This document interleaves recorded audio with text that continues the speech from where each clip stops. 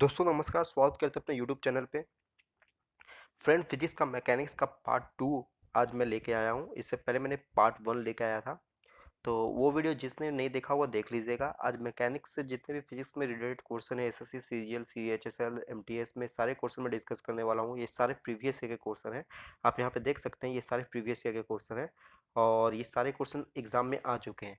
तो जो भी आने वाले एग्जाम है, गवर्नमेंट एग्जाम है, जैसे रेलवे हो गया, एसएससी हो गया, वो सारे एग्जाम में ये आपके बहुत इंपॉर्टेंट रखते हैं। और क्वेश्चन एसएससी में तो इसको सारे क्वेश्चन रिपीट भी करेंगे आपके। तो वीडियो को पूरा अच्छे से देखिए, एक एक चीज़ को मैं बताऊंगा और एक्सप्लेनेशन भी एक्सप्लेन करूंगा। तो वीडियो को पूरा देखिए और जो भी मेरे चैनल पे नए होंगे सब्सक्राइब कीजिए, लाइक कीजिए। तो चलते हैं क्वेश्चन नंबर 55 पे। इससे पहले मैंने 1 से लेकर 50 तक का क्वेश्चन सॉल्व कर चुका हूँ मैकेनिक्स से। अब 55 से मैं सॉल्व कर रहा हूँ, वो आप प्लेलिस्ट में जाके देख सकते हैं। चलिए क्वेश्चन नंबर 55 को हम डिस्कस करते हैं। कह रहा है a man standing on a edge of a different throw. एक आदमी है, किसी चीज पे खड़ा है और वो कोई स्टोन को वर्टिकली अपवर्ड सर्टेन स्पीड से फेंक रहा है। He then throw another stone downward with the same speed. एक को ऊपर से फेंक रहा है, एक को नीचे से फेंक रहा था। पूछ रहा है कि find the ratio of the speed of two stones when they hit the ground. देखिए दोनों का अगर साइज मास सेम है, m1 m2, तो जो दोनों का स्पीड भी होगा ना वो सेम ही होगा। तो सेम ही होगा तो 1:1 का रेशियो होगा। यहाँ पे आप देख सकते हैं क्वेश्चन नंबर। यहाँ पे ये formula V square equal to U square पे सॉल्व किया गया है। V square equal to U square plus 2as, Newton third law पे ये सॉल्व किया गया है। यहाँ पे आपका जो ए है वो एक्सेलरेशन है, एक्सेलरेशन ड्यू टू ग्रेविटी। जो अगर देखिए स्टोन है जो ऊपर से नीचे आ रहा है, यानी कि माइनस जी होगा यहाँ पे तो ये प्लस है तो माइनस हो जाएगा। यहाँ पे आप देख सकते हैं। तो दोनों का जो स्पीड होगा वो सेम ही होगा। तो चलते हैं क्वेश्चन नंबर 56 पे। 56 पे कह रहा था the motion of the wheel of a bull cart when moving on a road is example of.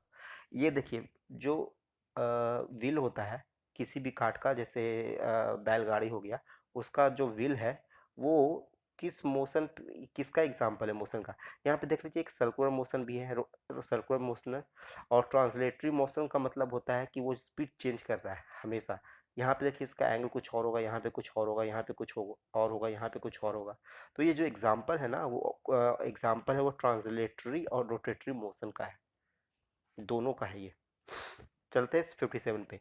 करें tennis ball and a cricket ball with a heavy mass throw with the same velocity, then to stop the cricket ball we need out of the flowing। देखिए एक tennis ball है, cricket ball है। Tennis ball को with a heavy mass, cricket ball है जो ज़्यादा भारी है टेनिस बॉल से। तो दोनों को जो रोकने में जो वेलोसिटी लगेगा ना, वो क्रिकेट बॉल को ज़्यादा लगेगा। क्योंकि देखिए क्रिकेट बॉल का मास ज़्यादा है तो इसका वेलोसिटी भी ज़्यादा होगा, तो ये जो गिरेगा भी तो ज़्यादा स्पीड से गिरेगा, तो हमको फोर्स भी ज़्यादा लगाना होगा इसको रोकने के लिए। तो यहाँ पे ऑप्शन होगा मोर फोर्स। कह रहा है which of the flowing example of cantilever beam. देखिए कैंटिलीवर बीम क्या होता है ना, कि देखिए ये तराजू जो उसको कहते हैं वो उसको कहते हैं आप। तो ये क्या है, ब्रिज का काम करता है, यानी कि अगर इसका इक्विलिब्रियम रहेगा तभी हम लोग कर सकते हैं। तो ये ऑप्शन बी होगा।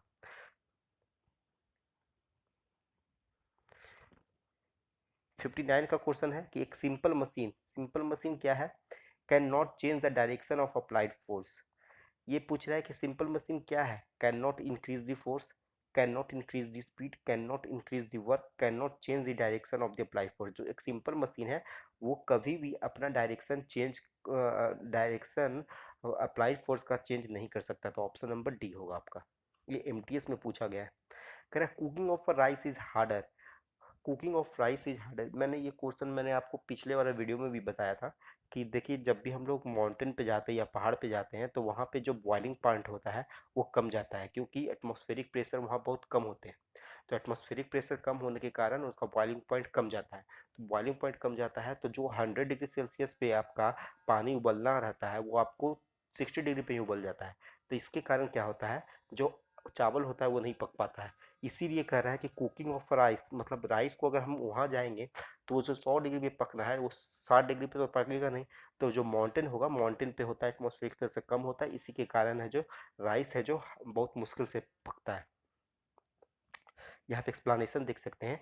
Because at the mountain hills atmospheric pressure is less as a compare to the ground और सी लेवल। कम होता है इसी के कारण। कह रहा है water boil at the low temperature on mountain because atmospheric pressure है जो कम होता है इसके कारण। कह रहा है pressure cooker reduce the time required for the cooking because boiling point of water increases inside the cooker. कह रहा है कि जो कुकर का जो है जो कुकिंग है जो रिड्यूस कर जाता है, क्यों क्यों क्योंकि जो उसका बॉइलिंग पॉइंट होता है वो इंक्रीज कर जाता है इसलिए। Rice is cooked more quickly in a pressure cooker because water boil at a high temperature. एक ही क्वेश्चन को देखिए कितने तरह से मतलब पलट के रिपीट किया गया एग्जाम में, एसएससी के एग्जाम में। कह रहा है pressure cooker cooks rice more quickly because high pressure increase the boiling point of water. एक ही क्वेश्चन है ये। The time period of revolution for a geostationary satellite is 24 hour. आप लोग देखते होंगे कि क्यों कोई भी न्यूज़ होता है जो लाइव होता है वो किसी और देश में चल रहा होता है, हम लोग किसी और देश में देखते हैं, तो वो कैसे होता है? तो ये जियो स्टेशनरी सैटेलाइट्स के कारण होता है। जैसे जितना स्पीड जो अर्थ का होता है रोटेशन का उतना ही स्पीड है जो सैटेलाइट का भी होता है। सपोज कीजिए यहाँ का हमको न्यूज़ चाहिए, तो ये जो सैटेलाइट है यहाँ से ये भी स्पीड ऐसे अर्थ जैसे रोटेट करेगा, सैटेलाइट भी रोटेट करेगा, तो ये भी 24 आवर में कंप्लीट करेगा, तो सैटेलाइट भी 24 आवर में कंप्लीट करेगा। कह रहा है which of the height of a geostationary satellite from the surface. Jio stationery satellite होते हैं उसका हाइट कितना होता है? 3600 किलोमीटर की दूरी पे होते हैं। कह रहा है water drop can not stick to the oily surface due to the lack of adhesive force होता है। एडेसिव का मतलब होता है कि जैसे देखिए सपोज कीजिए देख फेविकॉल आप देखते हैं, फेविकॉल को अगर हम दो चीज़ में चिपकाते हैं तो उसमें जो फोर्स लगता है वो एडेसिव फोर्स होता है, ऐड करता है दोनों को। अब वाइल और वाटर, वाटर कभी दोनों को जुड़ता नहीं है, वो अलग अलग रहता है। तो क्यों होता है? क्योंकि उसमें एडेसिव फोर्स नहीं होता है।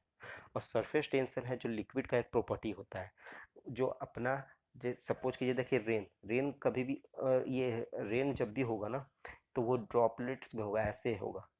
क्यों होता है? क्योंकि इसमें सरफेस टेंशन कम होता है। तो लिक्विड का प्रॉपर्टी होता है कि वो कम से कम सरफेस टेंशन ले, इसीलिए वो सर्कल हो जाता है। सर्कुलर मोशन का जो सरफेस सर्कुलर चीज होता है उसका सरफेस टेंशन बहुत कम होता है। कर the hair of a shaving brush cling together when remove from water due to the यहाँ पे ऑप्शन देख लेते हैं 68 का ए, सरफेस टेंशन के। कह रहा है कि जो तो हेयर है वो सेविंग ब्रश का है, वो clinch together when remove from the water. Water के कारण है जो वो जो हेयर है वो क्यों अलग हो जाता है? क्योंकि वो सरफेस टेंशन के कारण हो जाता है। Option number A. यहाँ पे देखिए due to the surface tension hair of shaving brush cling together because adhesive force act between them. The part of transistor which is heavily doped to produce a large number of majority carrier is a emitter। उसको emitter कहते हैं। ये आपका semiconductor में ये question पूछता है emitter का। हाईली डॉप्ट करता है तो उसको मेजॉरिटी कैरियर को क्या कहते हैं? इमीटर कहते हैं। A fountain pen work on the principle of capillarism. Fountain pen का आपको मैंने बताया था कि दिया दिया जो होता है वो कैसे जलता है, क्योंकि उसका जो लिक्विड यहाँ पे तेल रहता है वो कैपिलरी मोशन के कारण उसका जो लिक्विड होता है वो फ्लो करता है, इसके कारण ये जलता है। Why the rain drop acquired this spherical shape. देखिए मैंने अभी आपको बताया था स्फेरिकल शेप क्यों करता है, क्योंकि वो सरफेस टेंशन को डिक्रीज करने के लिए। देखिए the surface tension is a property due to which a particle tend to have minimum surface area, so the rain drop acquires spherical shape. Spherical shape जो होता है ना उसका हमेशा एरिया कम होता है, और एरिया कम होता है स्फेरिकल शेप का, इसी के कारण सरफेस टेंशन उसका कम होता है। Surface tension arises due to the cohesive force between the two molecules. Option B। देखिए यहाँ पे cohesive force are the intermolecular force such as those force from hydrogen and the van der Waals force which causes a tendency in a liquid to resist separation. This attractive force exists between molecules to the same substance. When detergent added to a pure water, then its surface tension decreases। हम लोग का जो suppose कीजिए गंदा कपड़ा होता है उसको अगर हमको साफ़ करना रहता है तो हम उसमें डिटर्जेंट डालते हैं तो उससे साफ़ ही हो जाता है। क्यों? क्योंकि जो उसका जो सरफेस टेंशन होता है, सरफेस टेंशन के कारण मैंने जो कोई डिटर्जेंट डाला, डिटर्जेंट डालने के कारण उसका सरफेस टेंशन है जो क्या होता है, डिक्रीज कर जाता है, डिक्रीज कर जाता है तो जो इस पे पार्टिकल होते हैं, गंदे पार्टिकल, वो अलग हो जाते हैं। देखिए यहाँ पे क्या लिखा है, when detergent is added to a pure water then surface tension decreases, surface tension of different liquid as follows. Water का 200 डिग्री सेल्सियस पे 0.0753 होता है, 100 पे देखिए अलग अलग पे अलग अलग सरफेस टेंशन होता है boil. Energy stored in spring which is a potential energy होता है। A parachute descends slowly whereas a stone drop from the same height fall rapidly because देखिए पैरासूट का जो होता है ना सरफेस एरिया लार्ज होता है, have largest surface area and it's air resistance is more. इसी के कारण सरफेस टेंशन ज़्यादा रहता है तो प्रेशर कम लगता है, प्रेशर कम लगता है तो वो धीरे धीरे आता है। और स्टोन क्या होता है, उसका सरफेस टेंशन बहुत कम होता है, मीन्स उसका सरफेस एरिया बहुत कम होता है तो उसका एरिया सरफेस तो प्रेशर ज़्यादा लगेगा। आप लोग को पता ही होगा फोर्स इज इक्वल टू होता है, प्रेशर इज इक्वल टू होता है फोर्स पर एरिया। तो एरिया अगर ज़्यादा रहा तो प्रेशर कम, अगर एरिया कम रहा तो प्रेशर ज़्यादा। कह रहा why should a person on the freely rotating turntable to decrease its angular speed, when why should a person on a freely rotating turntable to decrease it angular. देखिए कोई भी आदमी, अगर आप जानते हो कि स्विमिंग पूल में कोई भी जंप करता है तो अपना पैर हाथ को दोनों तरफ को सर्कुलर मोशन मीन्स स्फेरिकल में क्यों मोड़ लेते हैं ऐसे, मीन्स पैर हाथ दोनों को, क्यों? क्योंकि इससे सरफेस टेंशन कम होता है। To decrease is angular speed man should spread its hand onward in his in this phenomena horizontal component force provide the centripetal force। इसमें भी सेंट्रीफ्यूटल फोर्स लगता है। देखिए होता क्या है कि जैसे मैंने अभी आपको बताया कि सरफेस टेंशन कम क्यों लगता है, क्योंकि स्फेरिकल मोशन में होता है। तो जब भी कोई भी चीज़ अगर स्ट्रेट रहेगा तो उसमें फोर्स ज़्यादा लगेगा, लेकिन यही गोल अगर सर्कल रहेगा, स्फेरिकल रहेगा तो उस पर प्रेशर कम रहेगा, एंगुलर फोर्स कम लगेगा। The working principle of a beam balance is the principle of moments. A cyclist should lean in a circular motion। एक साइकिलिस्ट होते हैं जो सर्कुलर मोशन में वो है जो ऐसे करके हल्का सा झुक जाते हैं, क्यों? क्योंकि side wise toward the centre. कैसे झुकते हैं वो? Side wise mean side wise toward the centre, centre की ओर करते हैं कि उससे एक फोर्स लगेगा। कौन सा फोर्स लगेगा? सेंट्रीफ्यूगल फोर्स लगेगा, तो वो पिछलेगा नहीं।